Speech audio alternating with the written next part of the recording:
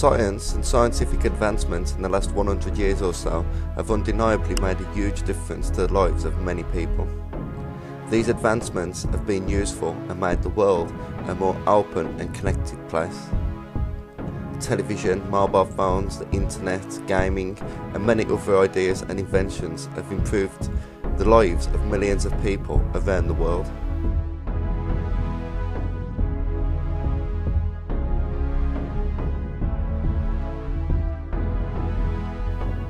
Science is considered by many to be the primary reason that mankind can achieve its highest and most remarkable feats. But for how long? As science and scientific knowledge already started to work against mankind? We all know that these scientific advancements have led to a huge surge in slave labour, corporate exploitation and thievery. It's a price that many people are willing to overlook and accept in the name of science. But could science now be leading to something even darker and more dangerous than slavery, corporate exploitation and thievery?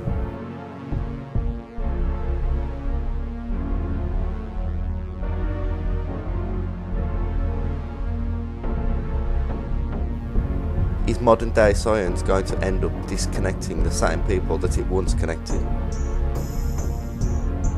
Is modern day science and new scientific advancements one day going to be used against mankind?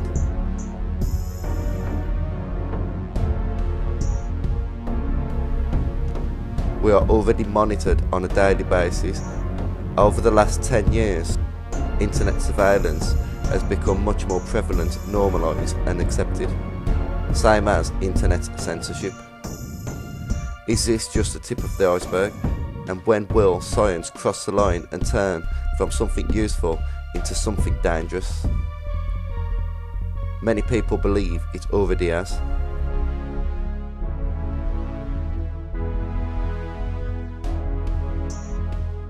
In the year 1818, Mary Shelley wrote the famous novel Frankenstein.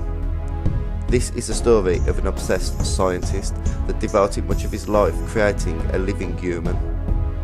In the novel, Victor Frankenstein builds a creature in his laboratory through an ambiguous method consisting of chemistry and alchemy. The monster is described as 8 foot tall, hideously ugly but sensitive and emotional. The monster attempts to fit into human society but is shunned, which leads him to seek revenge against his creator, Victor Frankenstein. When Victor sees and realises what he has created, he is filled with regret and disgusted by his creation, who calls himself the Adam of your labours. He refers to the monster as the creature, the spectre, the demon, the wretch, the devil, thing, being and ogre. The monster kills Victor's younger brother, William, upon learning of the boy's relation to his hated creator. When Frankenstein retreats to the mountains, the monster approaches him at the summit and asks the creator to build a female mate. In return, he promises to disappear with his mate and never trouble mankind or Victor again. The monster then threatens to destroy everything Frankenstein holds dear should he fail. Frankenstein agrees to build a female creature, but at the possibility of creating a race of monsters, he destroys the experiment. In response, the monster kills Frankenstein's best friend, and later kills Frankenstein's bride on their wedding night. Searching for the monster in the Arctic Circle, Frankenstein falls into freezing water, contracting severe pneumonia. A ship exploring the region encounters the dying Frankenstein, who relates his story to the ship's captain. Later, the monster boards the ship, but upon finding Frankenstein is dead, he is overcome by grief and pledges to inseminate himself at the northernmost extremity of the globe. He then departs, never to be seen again. This is a classic fictional tale of how science can quickly turn bad and out of control due to the work of a single scientist. Many claim that modern day science has already crossed the line. Numerous times in the past, science has led to cruelty.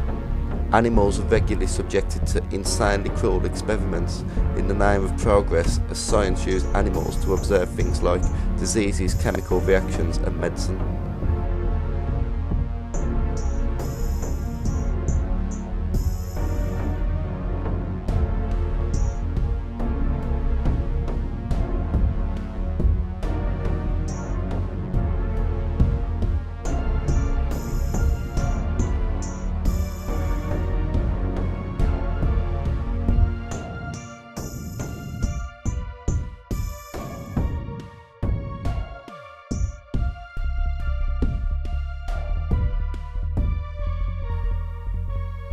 Over the years, most people have come to accept animal testing as a necessity, but animals are not the only victim of cruelty in the name of science.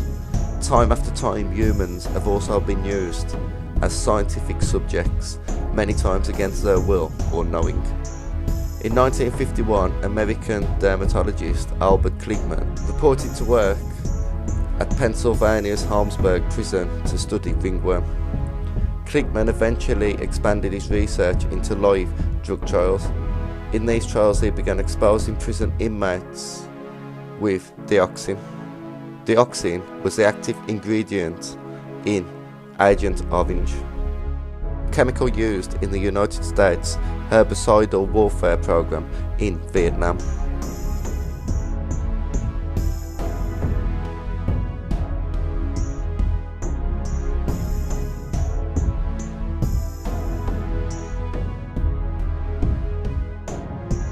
Over a 23-year period, Kligman obtained grants from the US Army, Dow Chemical and Johnson & Johnson, as well as academic support from the University of Pennsylvania to research the effects of dangerous chemicals on unsuspecting prisoners.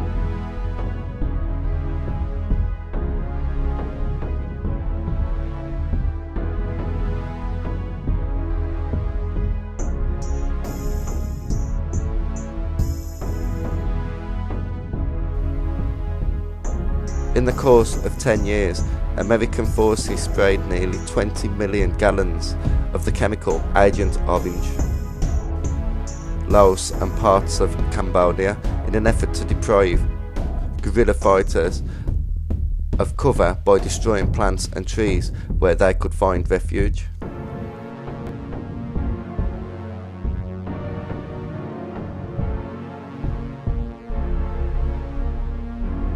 Decades after American forces sprayed Agent Orange in South Vietnam, children are still suffering from the side effects of the herbicide.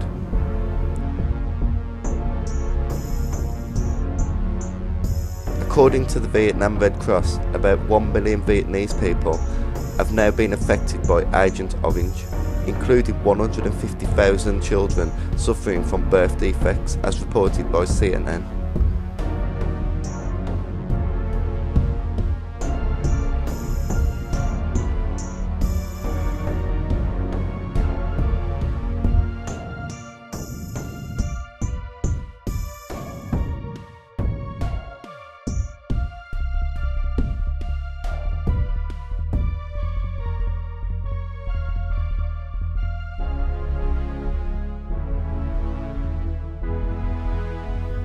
Many of the world's leading scientists are known to be intelligent, but are they intelligent enough to make sure that their inventions or ideas do not get into the wrong hands and are not misused?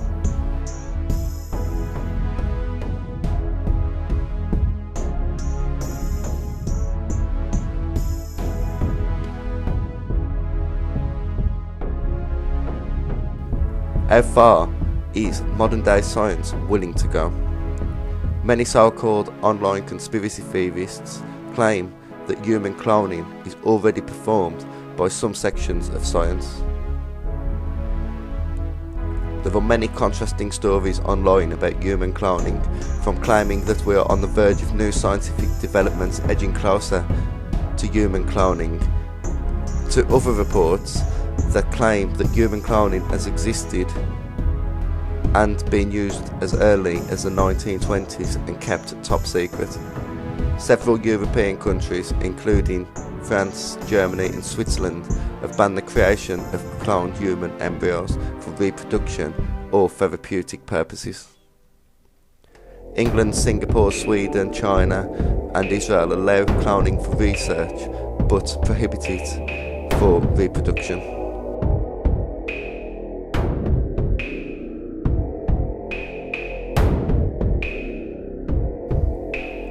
Much ancient art depicts hybrid-looking creatures. Some point to this as proof that some ancient cultures could have been much more technologically advanced and maybe even had knowledge on human cloning.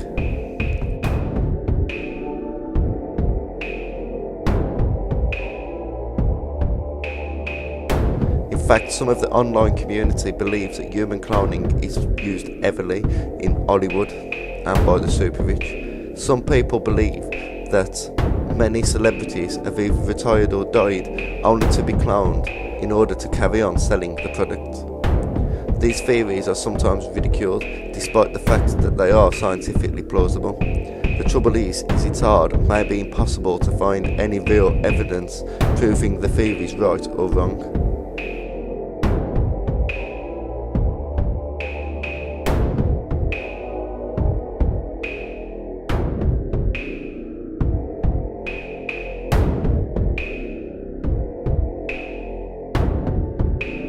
Some people that believe in human cloning experiments also believe that pictures and even statues in our history of the ruling elite prove that certain people from our history have been cloned and are living right now.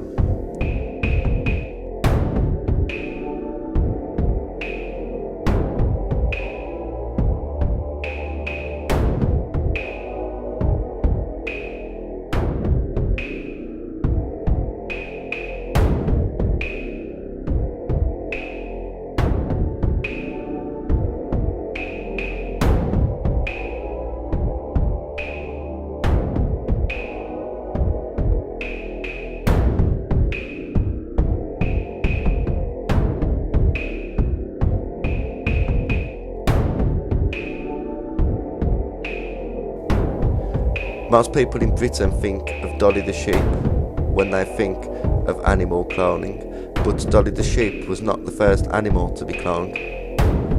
Using the same technique, Robert Briggs and Thomas Joseph King cloned a frog in the year 1952.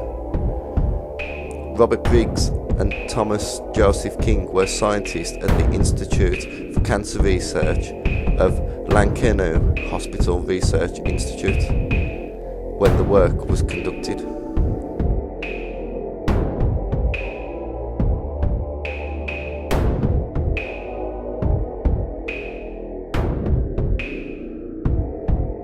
Reproduction cloning has many uses. Much of what researchers learn about human disease comes from studying animals such as mice. Often animal models are genetically engineered to carry disease-causing mutations in their genes. Creating these transgenic animals is a time-intensive process that requires trial and error, and several generations of breeding.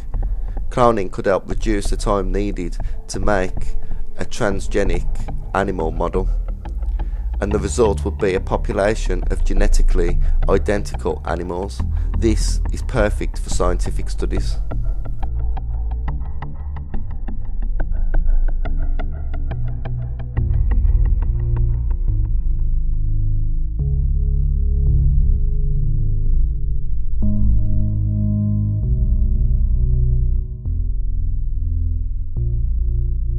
Using DNA to clone and aid the survival of endangered animals is also regularly considered.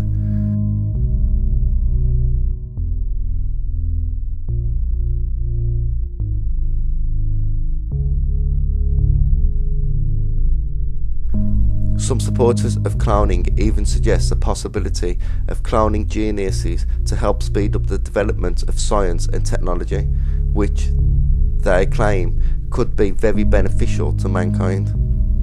But cloning brings up many potential ethical and social problems and concerns.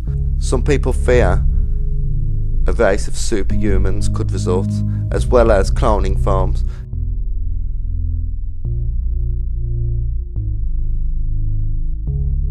Grim farms filled with incomplete human clones whose organs could be being harvested for transplantation.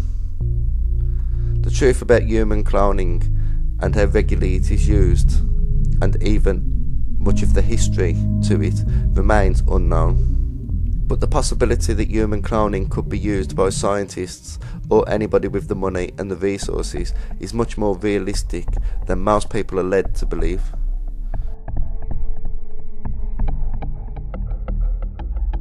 Hollywood is not only accused by many online of cloning, but they are also regularly accused of using mind control techniques such as the famous MKUltra.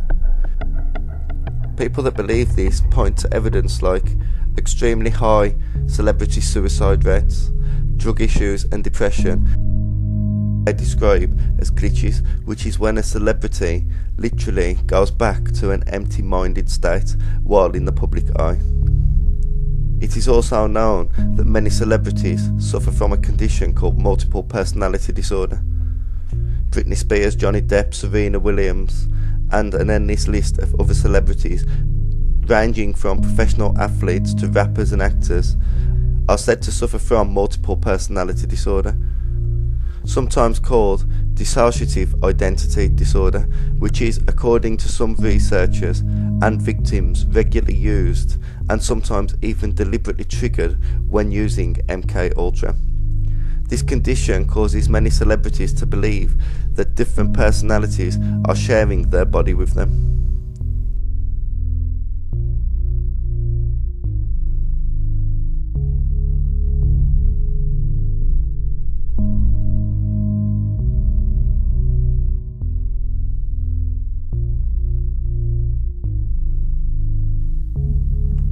Project MKUltra, sometimes referred to as the CIA's mind control program, is a code name given to a program of experiments on human subjects. The tests were at times illegal and designed and undertaken by the United States Central Intelligence Agency. Wikipedia's MKUltra page states, the operation began in the early 1950s and was originally sanctioned in 1953 and reduced in scope in 1954, in 1967 and officially halted in 1973.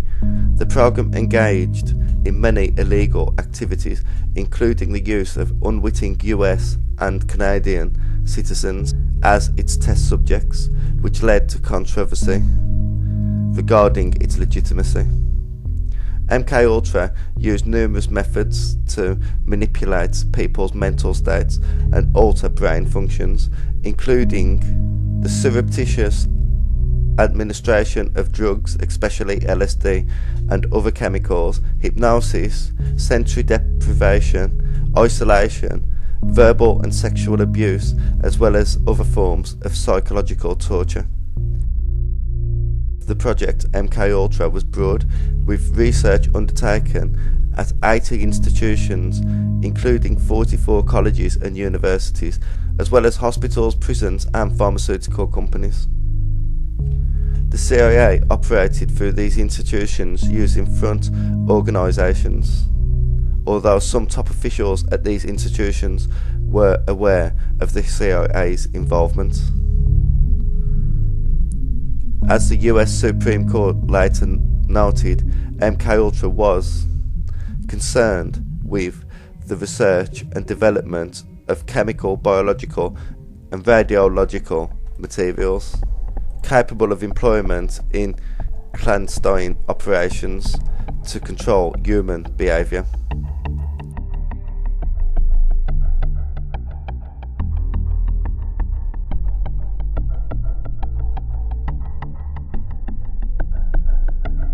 program consisted of some 149 sub-projects, which the agency contracted out to various universities, research foundations and similar institutions.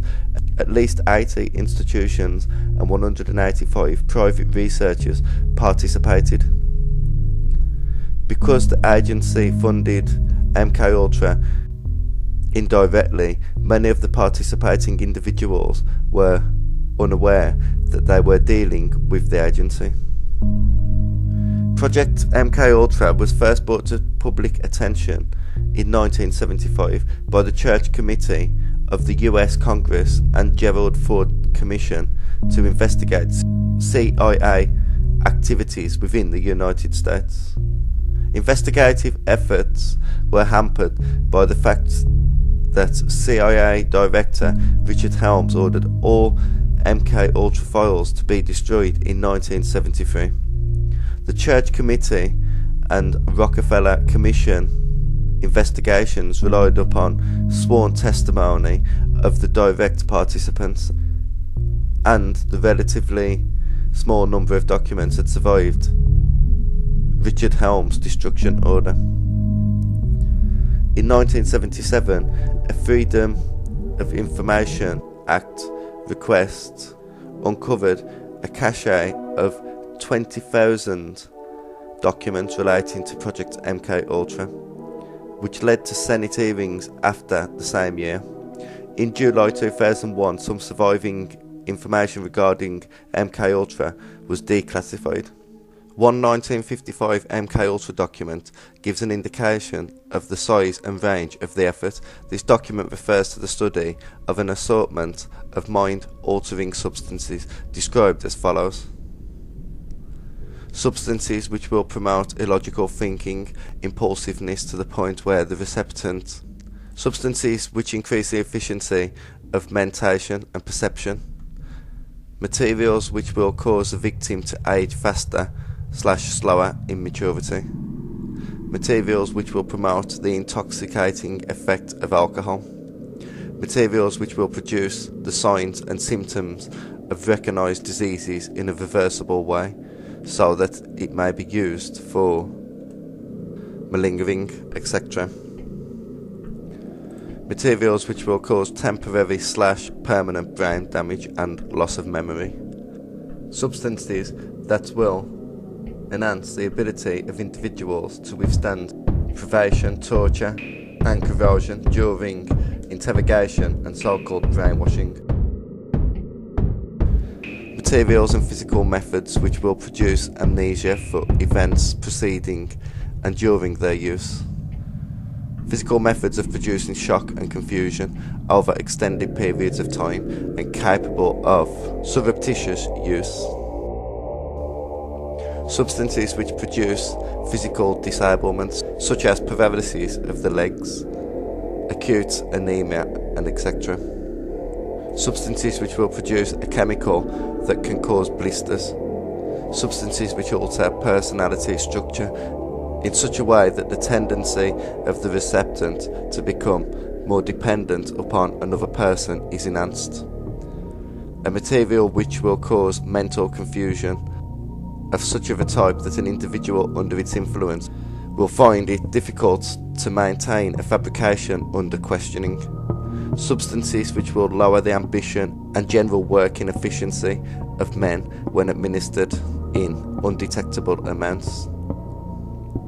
Substances which will promote weakness or distortion of eyesight or hearing faculties, preferably without permanent effects. A knockout pill which can be surreptitiously administered in drinks, food, cigarettes and aerosol, etc., which will be safe to use. A material which can be surreptitiously administered by the above routes and which in very small amounts will make it impossible for a person to perform physical activity. During experiments with LSD that began in April 1953 and led to LSD being used regularly, the CIA would experiment and unknowingly administer drugs on mental patients, prisoners, drug addicts, prostitutes, people who could not fight back, as one agency officer put it. In one case, LSD was administered to a mental patient in Kentucky for 174 days. The LSD was also administered to CIA employees, military personnel, doctors and other government agencies, and members of the general public in order to study their reactions. LSD and other drugs were usually administered without the subject's knowledge, a violation of the Nuremberg Code that the US agreed to follow after World War II. The aim of this was to find drugs which would irresistibly bring out deep confusions or wipe the subject's mind clean and program him or her as they want. They call it a robot agent.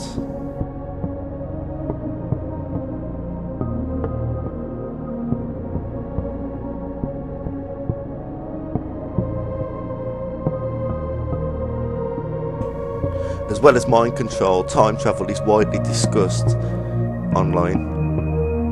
And while most people dismiss time travel, it is believed to be taking place by many people online. Time travel would require much more technological advancement than cloning and therefore be much harder to accept or believe, but many physicists do believe time travel is scientifically possible. Whether mankind has managed it or not is up for debate. There are many clips of strange footage online from old movies that seem to be showing people using mobile phones. Most famously, the large-footed woman seen in the background of an old Charlie Chaplin movie, and somebody that appears to be using a smartphone years before they were invented at a Mike Tyson fight.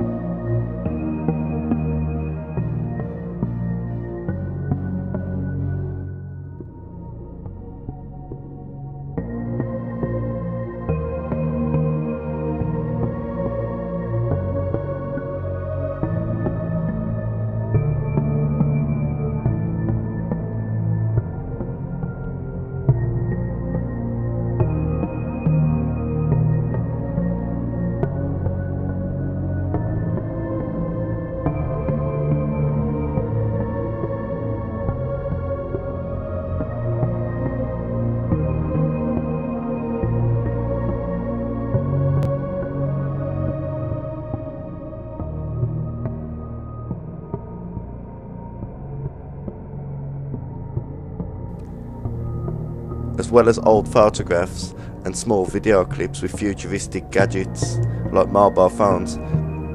Some people even claim to have travelled through time themselves. In 1901, when Professors Anne Moberly and Eleanor Jourdain were walking the grounds of the Palace of Versailles, they claimed to have witnessed Marie Antoinette at a private retreat built for her by her husband Louis XVI.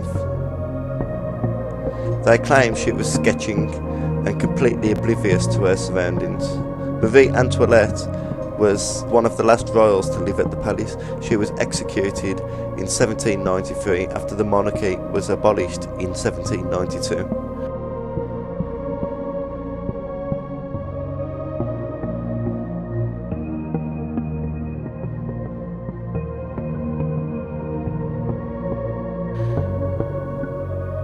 Stephen Hawking in the Daily Mail explains how he thinks of time and time travel.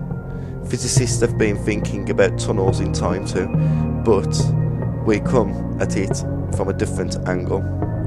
We wonder if portals to the past or future could ever be possible within the laws of nature. As it turns out, we think they are. What's more, we've even given them a name: wormholes. The truth is that wormholes are all around us, only they are too small to see. Wormholes are very tiny. They occur in nooks and cracks and crannies in space and time. You might find it a tough concept, but stay with me. Nothing is flat or solid. If you look closely enough at anything, you will find holes and wrinkles in it. It's a basic physical principle, and it even applies to time.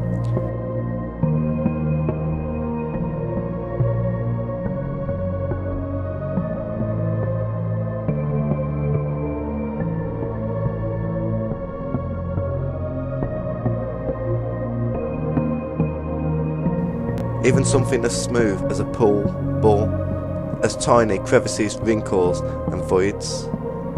Now it's easy to show that this is true in the first 3 dimensions, but trust me, it's also true of the 4th dimension. There are tiny crevices, wrinkles and voids in time. Down at the smallest of the scales, smaller than even the molecules, smaller than the atoms, we get to a place called the quantum foam. This is where wormholes exist. Tiny tunnels or shortcuts through space and time consistently form, disappear and reform within this quantum world. And they actually link 2 separate places and 2 different times. Unfortunately, these real-life time tunnels are just a billionth, trillionths of a centimetre across. Way too small for humans to pass through, but here's where the notion of wormhole time machines is leading.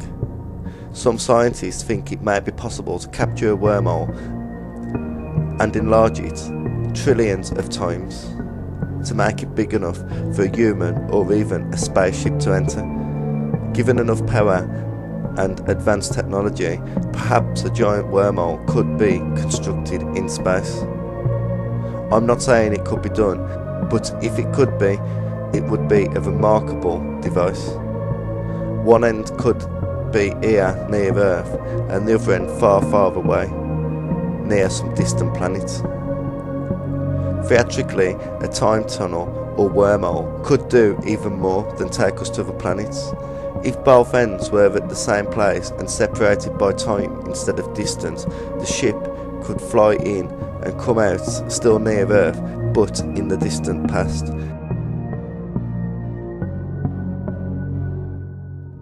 Maybe dinosaurs would witness the ship coming in for a landing. Despite this belief in wormholes, Stephen Hawking claims he believes they probably could not be used in time travel due to the grandfather paradox. The grandfather paradox explains that a person that travels to the past and kills his own grandfather has prevented the existence of his father or mother, and therefore their own existence, and therefore they could not have travelled to the past and killed his grandfather. Others claim that these wormholes could lead to an alternate reality that appears to be our past, and we are therefore completely unable to alter events with what we would consider our reality.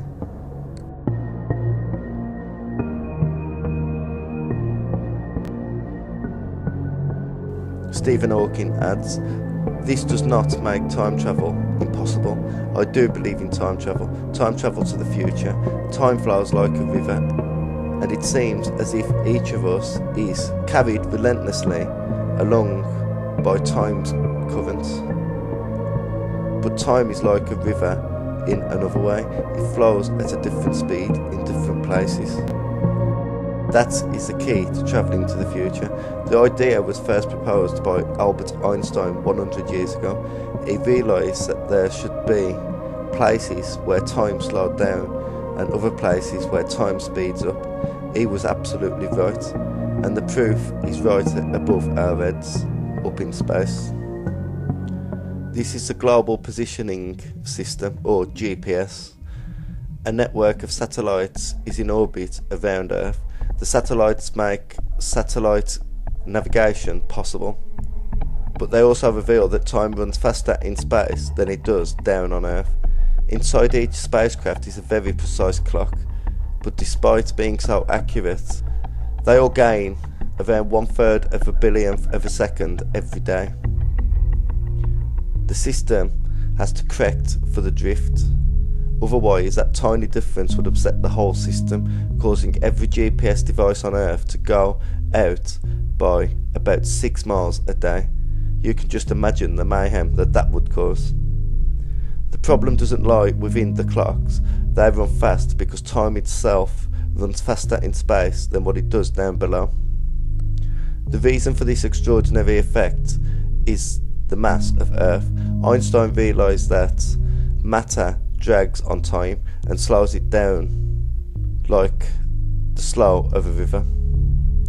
The heavier the objects, the more it drags on time, and this startling reality is what opens the door to the possibility of time travel to the future. Right at the centre of the Milky Way galaxy, 26,000 light years away from us, lies the heaviest object in the galaxy. It's a supermassive black hole containing the mass of 4 million suns, crushed down to a single point by its own gravity. The closer you get to the black hole, the stronger the gravity. Get really close and not even light can escape. A black hole like this one has a dramatic effect on time, slowing it down far more than anything else in the galaxy. That makes it a natural time machine.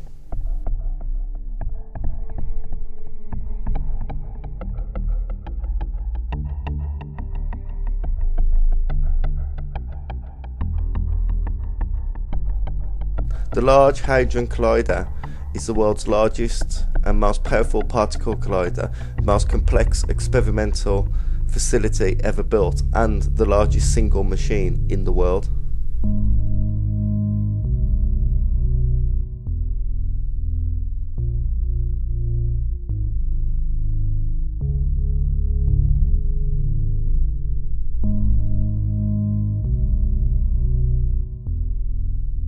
On the 1st of November 2009, an overworld Airbus flown by Air Comet, which was ready to begin its descent to Santa Cruz, Bolivia, found itself instantly and mysteriously over the skies of Santa Cruz in Tenerife, Spain, over 5,500 miles away.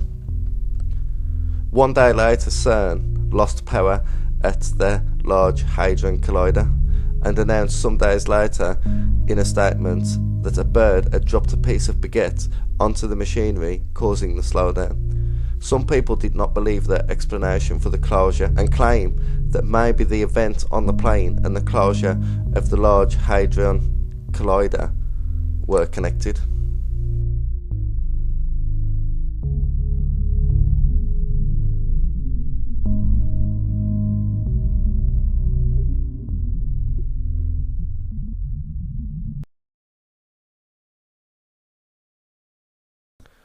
An interesting story circulating the internet at the moment claims in July 1954 a man arrived at Tokyo Airport in Japan. He is of Caucasian appearance and the officials are suspicious. Upon checking his passport, they see that he hails from a country called Tibet.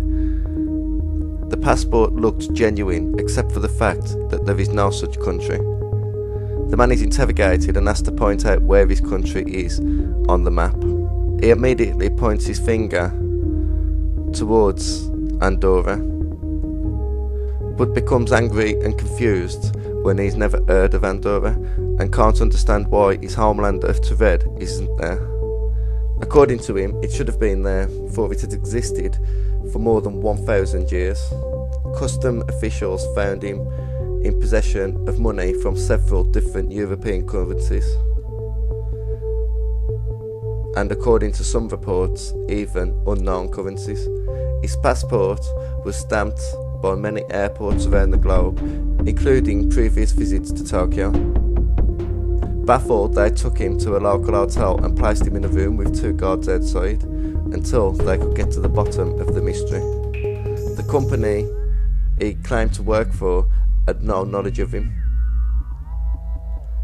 although he had copious amounts of documentation to prove his point. The hotel he claimed a reservation for had never heard of him either. Officials in Tokyo he was supposedly there to do business with had also never heard of him. Later, when the hotel room he was holding was opened, the man and all his belongings had disappeared. The police established that he could not have escaped out of the window because the window was several floors up and there was no balcony. He was never seen again. Nobody knows for certain if this is even a factual account, as there are no documents or newspaper clippings from the story that are known to exist. Its only mention comes in a couple of books, one of which was written by Colin Wilson and John Grant. The following story does have newspaper reports and was widely reported by the mainstream media.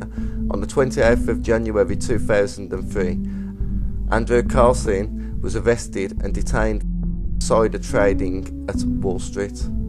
Over a 2-week period in the stock market, Andrew went from having $800 to making $350 million. It's like whatever he invested in turned into gold. He was arrested by the police on the allegation that he must have had illegal inside information. But when asked why and how he did it, the police were not expecting the answer that Andrew given. He claimed to be a man from the year 2056. He claimed to have been armed with knowledge about stock market information that he had brought with him from the future. He is also said to have predicted the exact date of the US invasion of Iraq. The police failed to take him serious, and he was released on bail, which was paid for by an anonymous source. He appeared and was never seen again. Could he have been telling the truth?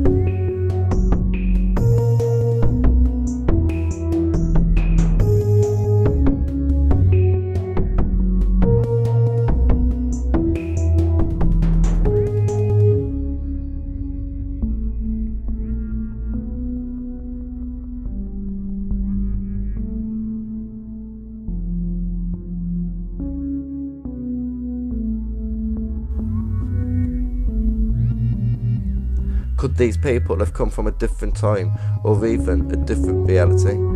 To answer the question, the first question we should ask is, what is reality?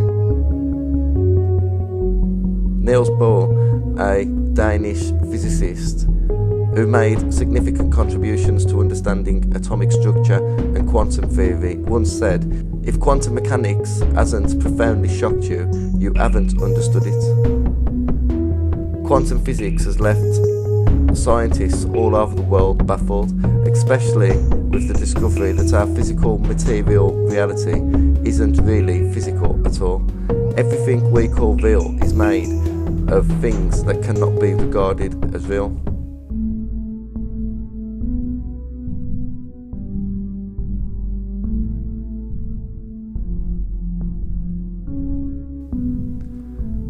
Nikola Tesla described our reality like this: the human being is a self-propelled automation entirely under the control of external influences. Willful and predetermined though they appear, his actions are not governed from within but from without. He is like a float being tossed around by the waves of a turbulent sea. Every living being is an engine geared to the wheel work of the universe. Though seemingly affected by only his immediate surroundings, the sphere of external influence extends to infinite distance.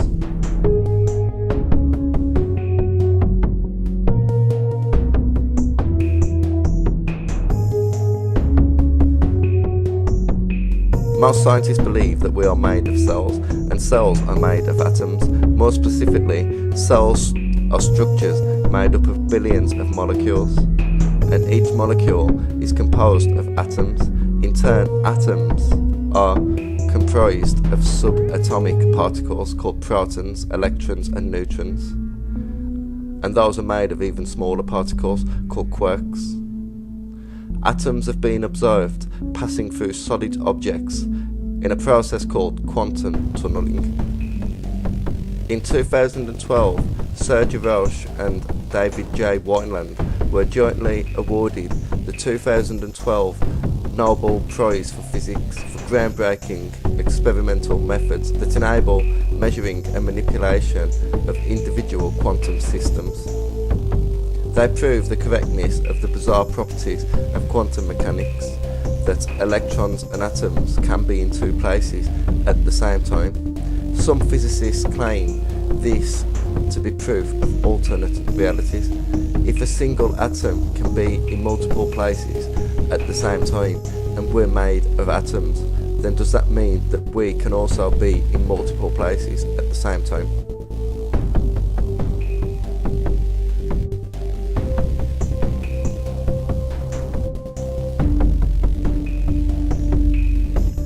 In a 1957 short called The Fly, which was the basis for the 1958 and 1986 sci-fi horror, a scientist working on a teleportation device encounters an unforeseen problem when he is testing his invention. Seth Brundle is a brilliant but eccentric scientist that has managed to build a teleportation machine, or as he calls them, telepods. Upon creating the genius invention, Seth, falsely believing his girlfriend Veronica is rekindling a relationship with her ex, decides to test the machine on himself despite turning a baboon inside out in a previous test. He is completely unaware that a fly has entered the machine with him, but leaves the telepod seemingly as he entered. He believed that his invention and his test were a great success. Brundle begins to exhibit increased strength, stamina and sexual potency, which he believes is a result of the teleportation purifying his body. He also experiences side effects, such as craving sugar. Unfortunately for him, he later discovers that his experiment was not the success he originally believed it to be. Brundle begins to deteriorate, losing body parts and becoming less human in appearance. He reconnects with Veronica and theorises that he is becoming a Brundle fly, a hybrid human and insect. He has begun vomiting digestive enzymes onto his food to dissolve it, and he gained the ability to cling to walls and ceilings. He realises he is losing much of his human reason and compassion. He is now driven by primitive impulses that he cannot control. He ultimately ends up begging Veronica to kill him, and she complies. The Fly is another classic fictional tale of science going too far and ultimately destroying its creator. Entertaining as these movies are they sometimes looking at things on a small scale? Rather than technology killing its creator, could this technology one day have irreversible effects on mankind, or even completely destroy mankind?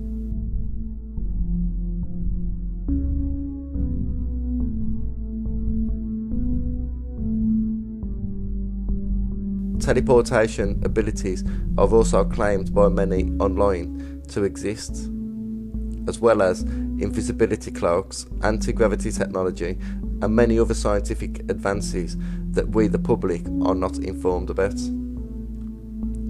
Some people believe that the most incredible and most potentially dangerous scientific advancement is also the most provable.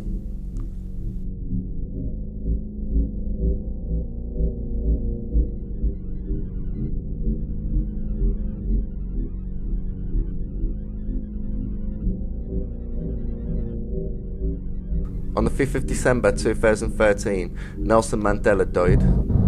About 3 years before he died, in 2010, blogger Fiona Broom coined the term the Mandela effect to describe a collective false memory she discovered at the Dragon Con convention, where many people, including herself, believed that former South African President Nelson Mandela died during his imprisonment in the 1980s. She explains, "I thought Nelson Mandela died in prison. I thought I remembered it clearly, complete with news clips of his funeral, the mourning in South Africa, the rioting in the cities, and a heartfelt speech by his widow. Then I found out he was still alive." Upon Fiona Broom noticing this, she began blogging about what she called the Mandela effect. Since then, the internet is filled with new examples of the Mandela effect. But what is the Mandela effect? The Mandela effect is when a large group of people remember things differently to how they actually happened. Many examples come from movies, books, and even corporate logos.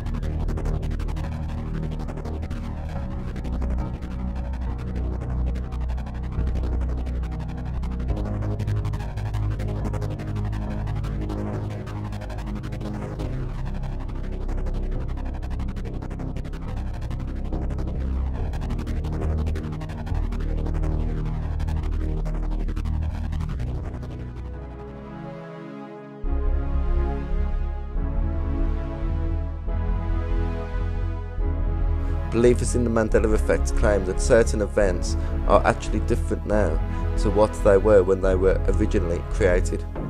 These differences are slight. For example, many people believe the witch from The Wizard of Oz to have shouted "Fly, my prettiest fly" when she sent out her flying monkeys to capture Dorothy. She actually shouted "Fly, fly, fly." There is a similar example in Star Wars. To the shock of many, the famous Darth Vader line, "Luke, I am your father," is not actually "Luke, I am your father," but "No, I am your father." The Simpsons parodied both of these scenes, and on both occasions the Simpsons used the wrong lines. In one episode of The Simpsons, Mr. Burns lets out his flying monkeys and shouts out what millions of people believe to be the correct Wizard of Oz line, "Fly my prettiest fly," as opposed to the actual line, "Fly, fly, fly." Believers in the Mandela effect claim The Simpsons is full of examples of the Mandela effect, and on nearly every occasion The Simpsons uses what millions of people believe or remember to be the correct line, but in actuality the incorrect line.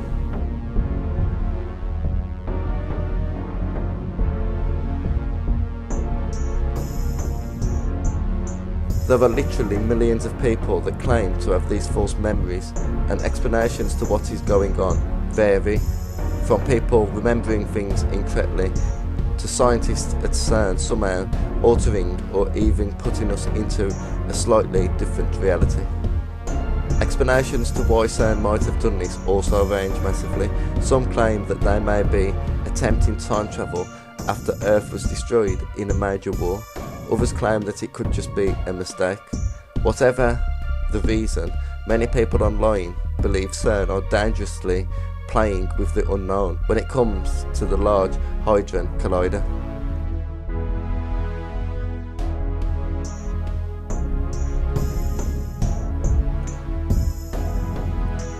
In the preface of a new book called Stars, a collection of lectures given by famous scientists and astronomers, Stephen Hawking wrote, "The Higgs potential has a worrisome feature that it might become metastable at energies above 100 billion giga-electric volts.